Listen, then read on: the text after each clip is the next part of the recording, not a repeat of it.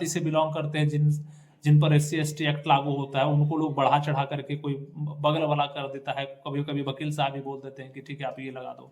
तो अगर मतलब ये नहीं है कि अगर हमको कोई बोला, आपकी अपनी पहले वास्तविकता को देखिए कि SC ST एक्ट जो पीड़ित होते हैं उससे, उस एक्ट के उस अपराध से जो पीड़ित होते हैं कि आपको SC ST एक्ट आपने किसी पर लगाया और आप केस जीतते हैं तो आपको जो है पैसे मिलते हैं बदले में।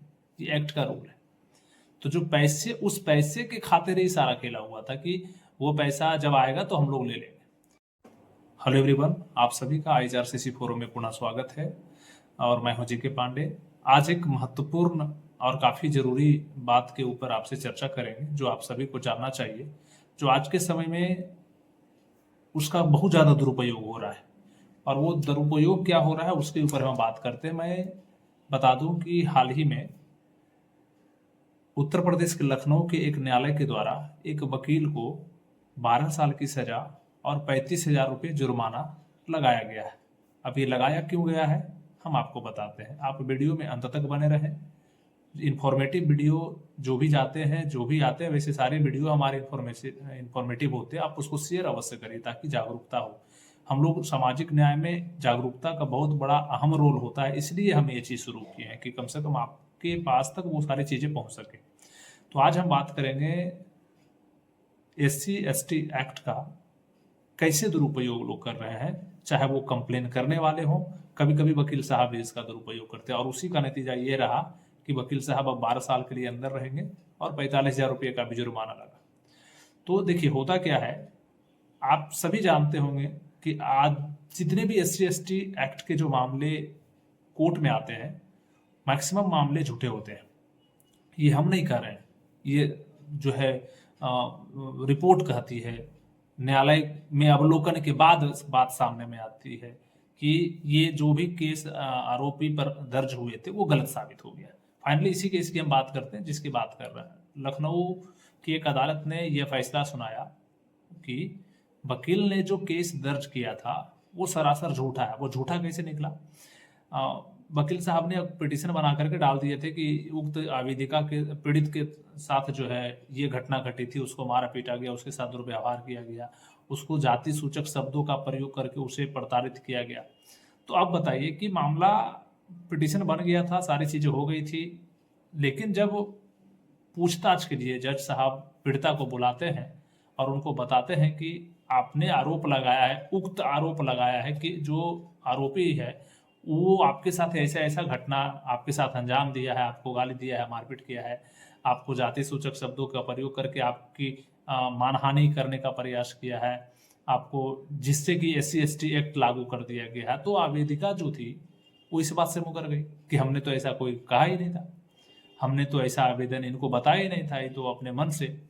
तो ये बात इस तरह से निकल करके आई कि जो वकील साहब थे वो आवेदिका के साथ मिल करके, आवेदिका को मोहरा बना करके वो जो है SC ST एक्ट में जो जो केस दर्ज होते हैं तो उसके बाद SC ST एक्ट जो पीड़ित होते हैं उससे, उस एक्ट के उस अपराध से जो पीड़ित होते हैं कि आपको SC ST एक्ट आपने किसी पर लगाया और आप केस जीतते हैं तो आपको जो है पैसे मिलते हैं बदले में।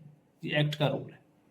तो जो पैसे, उस पैसे के खातिर ही सारा खेला हुआ था कि वो पैसा जब आएगा तो हम लोग ले लेंगे। लेकिन जब प्रॉपर जांच हुई तो सत्य सामने आया, तो सत्य में सामने ये आया कि वकील साहब ने मिली भगत से और महिला को जो है अपने फेवर में लेकर के ये सारा केस दर्ज करवाए थे।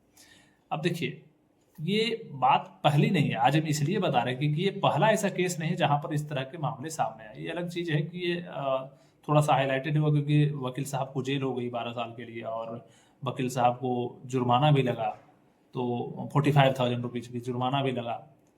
तो देखिए जब भी आप जानते होंगे कि ज़्यादातर केसेस, अगर मैं यूँ कहूँ कि 90 to 95% केसेस जो SC ST में दर्ज होते हैं ज़्यादातर लोगों पर, वो फर्जी होते हैं।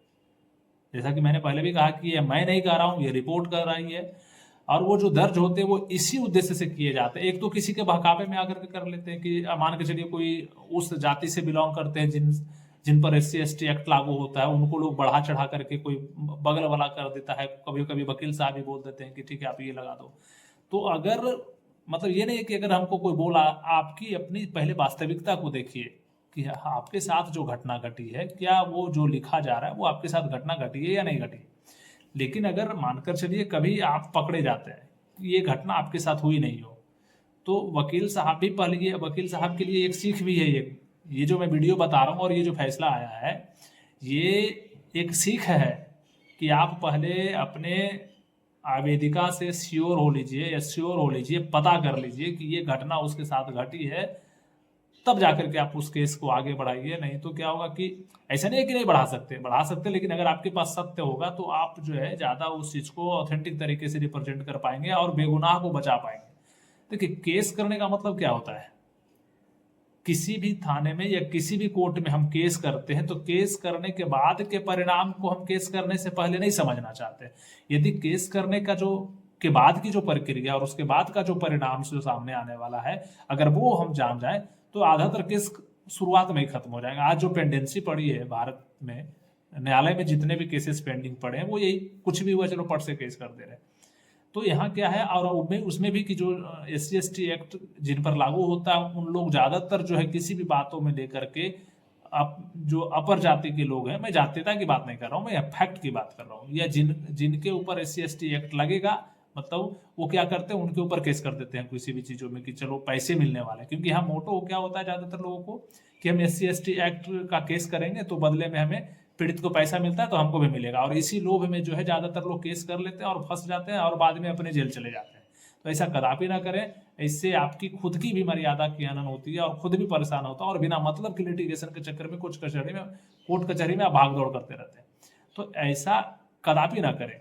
कभी ऐसा ना हो कि ऐसे ही वकील साहब की तरह आपको भी जेल में जाना पड़े, क्योंकि जो कृत्य इन्होंने किया है कि SC/ST एक्ट में पीड़ित को मिलने वाले धनराशि को बंदरबाट करने के लिए, लेने के लिए इन्होंने ऐसा केस करवाया था जानबूझ करके, जो बाद में सत्यता में पता चल गई।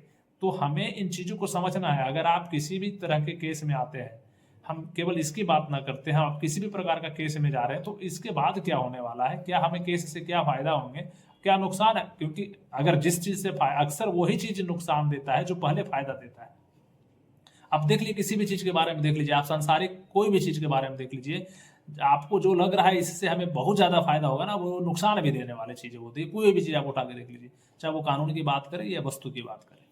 तो इन चीजों से हमें व्यर्थ से झंझट में पड़ने से बचना चाहिए, और जब तक आपके साथ घटना उचित रूप से या मतलब सही में नहीं घटी हो ना, तो किसी भी कानून का दुरुपयोग ना करें। किसी भी कानून का बनाने का मेन मकसद यही होता है कि एक जो सच में पीड़ित है उसको न्याय दे सके, लेकिन उसके अंदर, उसके छांव में वैसे लोग इसका गलत फायदा उठाना शुरू कर देते हैं। तो ऐसा कदापि ना करें। इससे हमारे, आपको लग रहा है कि हमको कुछ फायदा होने वाला है इससे, लेकिन ये एक देश स्तर पर, राष्ट्र स्तर पर एक बहुत बड़ी जो है हानि होती है। अगर आप देखें, सोचें इसके ऊपर, तो इतना सोचने समझने के लिए आपके पास समझना जरूरी है, आपको ज्ञान होना जरूरी है, और इसलिए अवेयर रहना जरूरी है। और उसी अवेयरनेस के लिए हम ये सारी चीज़ें अक्सर वीडियो वगैरह लेकर के आपके पास आते रहते हैं। तो अब ध्यान दें इन चीज़ों पर, और गलती से भी जब तक आपके पास, आपके साथ घटना ना घटा हो, आपके साथ वो ऐसी प्रक्रियाएं जो, या घटनाक्रम आपके साथ ना हुआ कि SC/ST एक्ट लगाना पड़े, तब तक आप गलत कानून का सहारा, कानून का गलत सहारा मत लीजिए, नहीं तो दिक्कतें आती है और उसका दुष्परिणाम भी झेलना पड़ जाता है। इसलिए अवेयर रहें, जागरूक रहें, सतर्क रहें, जानकार बने और हमें फॉलो करते रहें। धन्यवाद।